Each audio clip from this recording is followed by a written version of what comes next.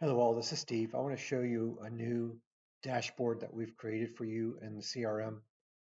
So you can see your untouched web leads at first glance and a few other widgets that are important to you. So when you first log in, if you don't see this, go ahead and click on the home icon and it'll bring up the My Dashboard or your dashboard. If you don't see these four widgets here, what you're going to do is click on the three dots in the upper right hand corner, click on Reset to Default Dashboard. It's going to ask you if you're okay to reset it. You're going to hit yes, and the new widgets appear here. Now you can go in and add other widgets you would like if you want. Just click on Add Widget and select the widget you would like to add to the screen here.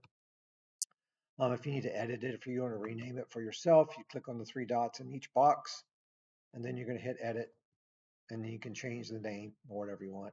It'll change the name for you and nobody else, so it's not going to affect any other team members.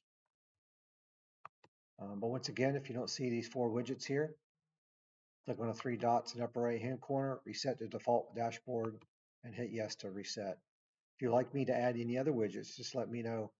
And then every time we make a change to this, you would always have to go to this three dots, click on reset default dashboard so the new items appear.